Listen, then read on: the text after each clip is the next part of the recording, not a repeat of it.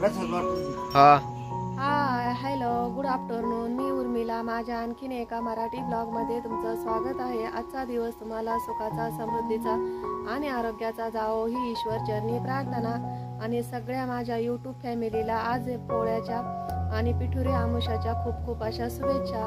तर चला, दुपारची वेळ आहे, आता व्हिडिओला सुरुवात केली आहे. विराज आहे ना गोठ्यामध्ये म्हशी आणि ते धुवून काढून राहिला. मला पण आता घर वगैरे पुसून घ्यायचे, म्हणजे आता आहे ना 2 वाजले, तर 2 वाजल्यापासून आहे ना सुरुवात करतोय आता आम्ही कामाला. सकाळचं काम सर्व आवरलं आहे, जेवण वगैरे झाले आणि आता आहे ना घर वगैरे पुसून घेते, उंबरठे पण करून घेते. आज आमुष आहे ना त्यामुळं उंबरठे पण करून घेते आणि पोळा पण आहे. आणि आपले बैल पण, जे मातीचे बैल असतात ना त्यांना पण त्यांची पण पूजा करायची आहे.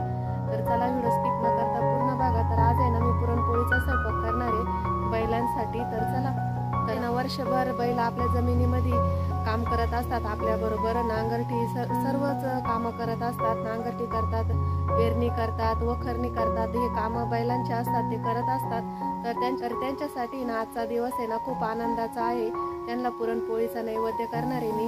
आणि सकाळी म्हणजे आमच्याकडे काय बैल वगैरे काही नाही आहे, पण आमच्या काकांचे त्यांचे बैल येत असतात ना, त्यांचीच पूजा करणार आहे मी. आणि मी ना मातीच्या बैलांची पूजा करणार आहे. तर चला, व्हिडिओ स्किप न करता पूर्ण बघा. तर आमच्याकडे गावाकडे कशा पद्धतीचा पोळा साजरा करतात ते. तर बघा, इथं विराज आहे ना, आमच्या तिथं एक गाय आणि 2 म्हशी आहे ना, तर त्यांना धुवून काढतोय. तर आज बैल पोळा आहे ना, तर बैल पोळ्याच्या निमित्ताने बैल नाही आहे, पण मग गाय आणि म्हैस यांना पण धुवून काढायचे, आंघोळी घालायचे त्यांना पण. त्यांच्या पण शिंगांना ना कलर लावायचा. तर कलर आहे ना तो गेरूचा लावतोय. कलर म्हणजे मशीनला दुसरा कलर चालत नाही ना, त्यामुळं गेरूचा कलर लावतोय त्यांना. आणि गाईला पण तेच लावलंय त्यांनी. आणि मशीनला कलर लावल्यानंतर आहे ना गाईच्या पण अंगावरती ना, सफेद गाय आहे ना त्यामुळं थोडासा गेरूचा कलर मारलाय त्यांनी, गेरूचा कलर दिला. तर छान दिसतंय ते गाईला पण. गेरूचा कलर दिल्यानंतर मी दाखवते तुम्हाला. आणि त्यानंतर आहे ना जे गोंडे असतात ना ते तयार केलेले, चवर असतो ना त्या चवराचे गोंडे तयार करतात. तर त्यांच्या पण माळी घालून द्यायच्या लगेच, म्हणजे मग गाईंचं सर्व काम आवरून जातं. तर हे बघा, अशा पद्धतीचा कलर दिलाय त्यांनी. तर बैलपोळा असला म्हणजे आपल्या गोठ्यात जे जनावरं असतात ना, गाई म्हशी, त्यांना पण आंघोळी घालायच्या, त्यांना पण धुवून काढायचं बैलाप्रमाणेच. आणि असे जे चवराचे गोंडे असतात ना ते बांधायचे. तर बघा, इथं गेटला पण गोंडा बांधलाय आणि कुत्र्याला पण बांधलाय आमच्या. तर त्यानंतर आहे ना घरी आली मी. तर घरामध्ये आल्यानंतर आहे ना आता सुरुवातीला घरं पुसून घेते. तर घरं पुसायला ना सुरुवातीला मीठ आणि लिंबू घेतलंय, थोडीशी हळद टाकली. हळद आणि मीठ आहे ना हे लक्ष्मीकारक असतं. आणि आज आमोशा आहे, पिठोरी आमोशा, त्यामुळे आहे ना मी आज हळदीनं आणि मिठानेच घरं पुसून घेते. तर बाकीचे सकाळची ना सर्व कामं आवरली माझे, स्वयंपाक वगैरे सर्व झाला, सकाळची जेवण वगैरे झाले. त्यानंतर आणि पोळ्याचा सण हा दुपारूनच असतो ना, त्यामुळं दुपारूनच कामाला सुरुवात होती सणाच्या. तर त्या अगोदर आहे ना म्हटलं घरं पुसून घ्यावं, उंबरठं लेपन करून घ्यावी, रांगोळी काढून घ्यावी आणि त्यानंतर स्वयंपाकाला सुरुवात करावी. तर विराजनी पण आहे ना गोठ्यामधल्या गाई म्हशी धुवून काढल्या, त्यांना माळी घातल्या चवराच्या आणि कलर पण दिला आहे. तर त्यानंतर आता मी पण आवरून घेते, तो नारळ वगैरे फोडतोय ना. तर आमच्याकडे कसं असतं, गावामधली सगळ्या देवांना आहे ना पोळ्याच्या दिवशी नारळ फोडत असतात.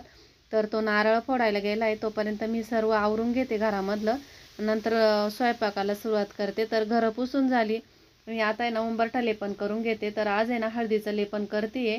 तर बघा, आज आमोशा आहे ना, तर आमोशा पण आज आपल्या बैलांचा सण बैलपोळा, त्या निमित्ताने ना आज उंबरठा लेपन पण करून घेते आणि लगेच आहे ना रांगोळी पण काढून घेते. तर चला, लगेच आहे ना रांगोळी पण काढून घेते. उंबरठा लेपन पण सुकून गेलंय ना, तर मग रांगोळी काढून घेते, म्हणजे बाहेरची कामं उरकली का घरामध्ये स्वयंपाकाची तयारी करायला.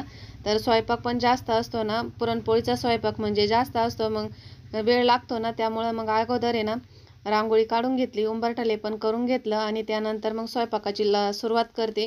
आणि आज आहे ना पुरणपोळीचा स्वयंपाक करणार आहे मी बैलांसाठी.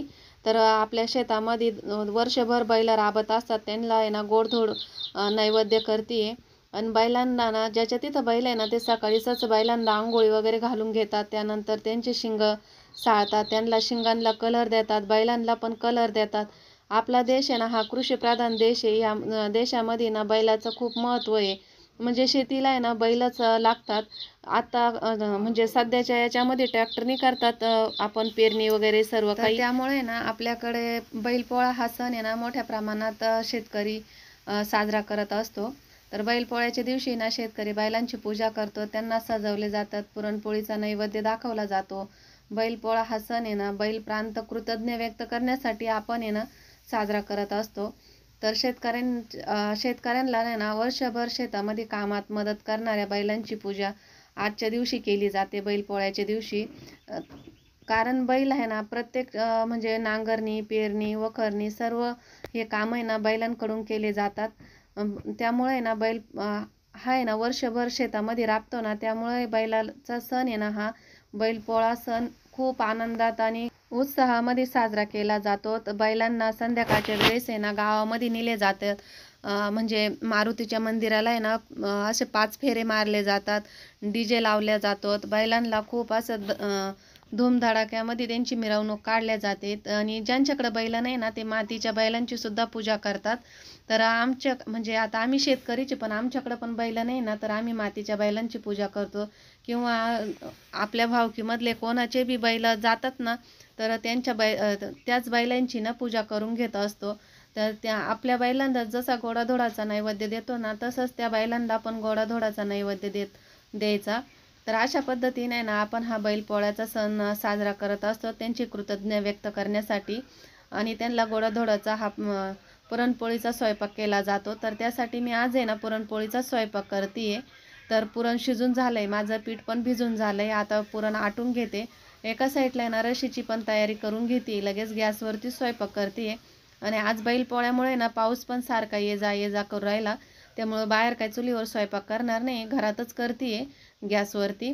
तर पुरण पण आहे ना आता परतून झालंय, त्यामुळं आता पुरण पण वाटून घेते.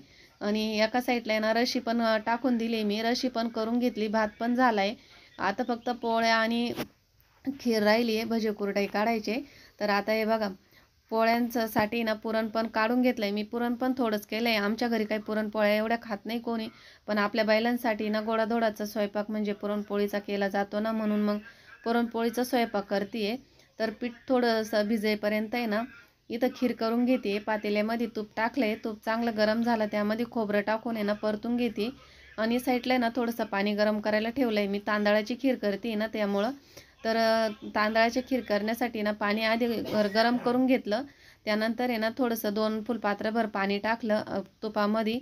आणि थोडंसं पाण्याला उकळी आली आणि त्यानंतर आहे ना आपण जे तांदूळ दळलेले असतात ना ते तांदूळ टाकून द्यायचे आणि चांगले शिजून घ्यायची.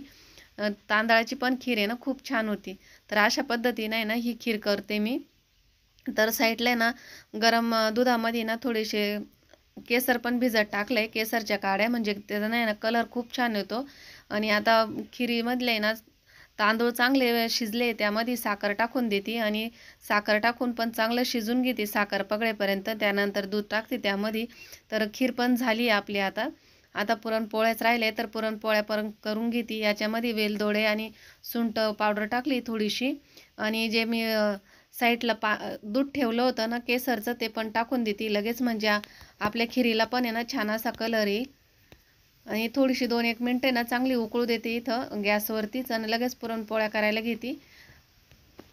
तर आमच्याकडे ना मांडे पण करतात, पण मी काय मांडे केले नाही, मी पुरणपोळ्याच करते.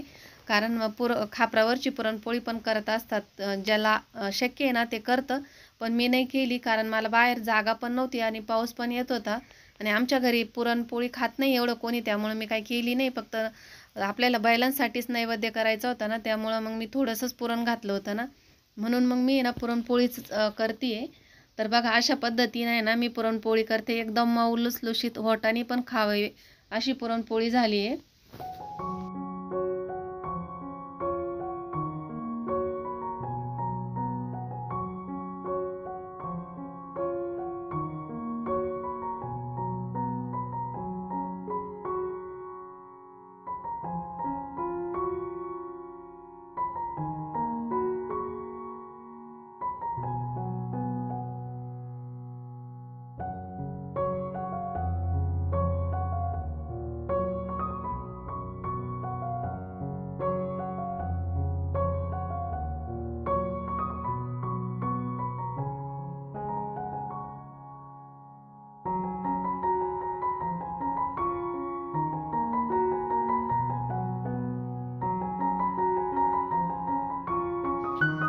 तर बघा दोन्ही साईडने ना तूप सोडायचं. तूप सोडल्यानंतर आहे ना पोळी इतकी छान फुगते ना आणि खूप नरम होते, म्हणजे खायला पण आहे ना एकदम नरम नरम लागते. तर अशा पद्धतीने ना हे पुरणपोळ्या करून घेते मी. दोन्ही साईडने तूप सोडलं, एकदम तुपामध्येच केले आणि तुपामधल्या पुरणपोळ्या ना खूप छान लागतात खापरावरच्या पोळ्यांपेक्षा पण.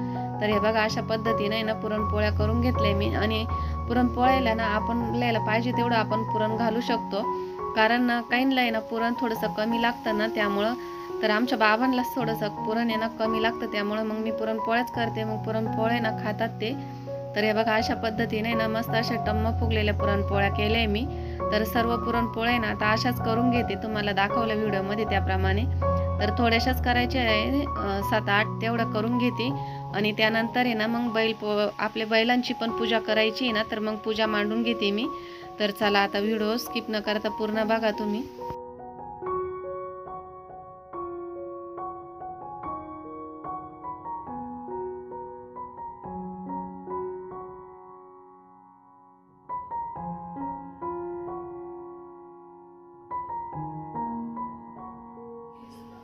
तर बघा इथं आहे ना मी स्वयंपाक करते. आता माझा बराचसा स्वयंपाक झाला आहे, रशी झाली, भात झाला आणि पुरणपोळ्या पण अर्ध्या झाल्या आहे, थोड्याशा बाकी आहे. आणि आता आहे ना बैलांची पण तयारी चालू आहे. तर मग मी तुम्हाला दाखवते, बैल पण जायला लागली गावामध्ये.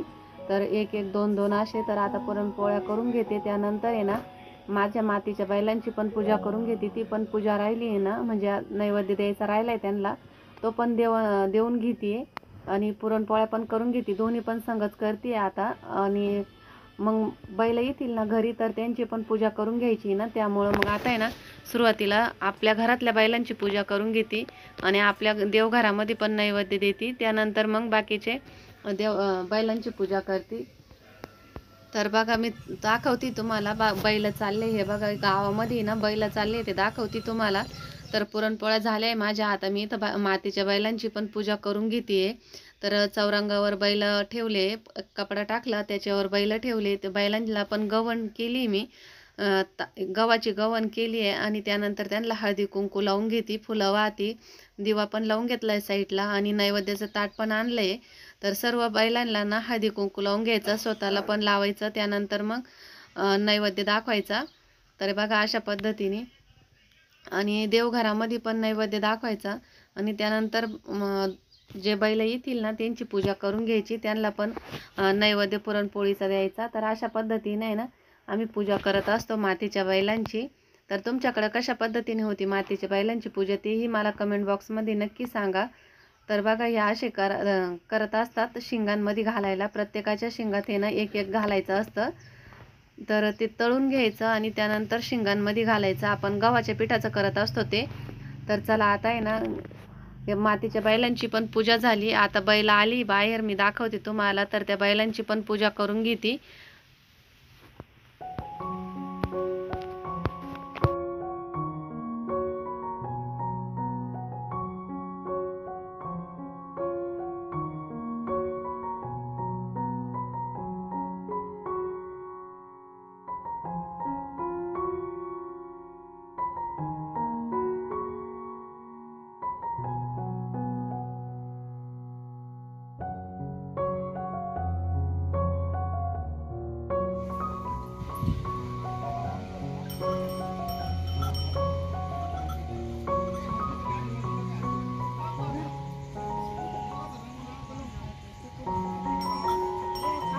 पुढे जाऊ नको.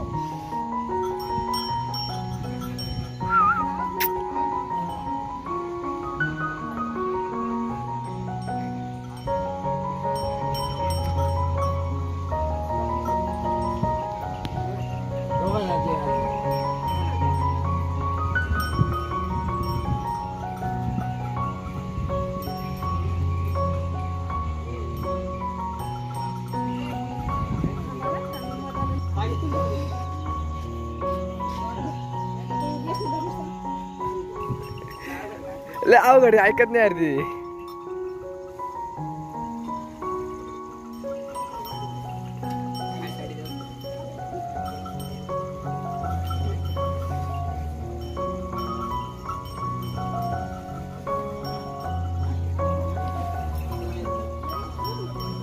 पाठे मागा होय मागा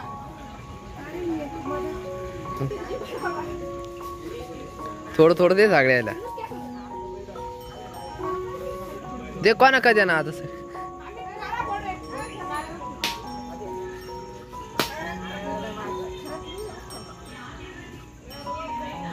पावत काय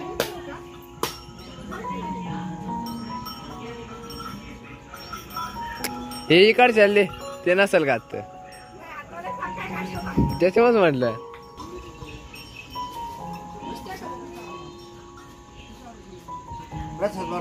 हा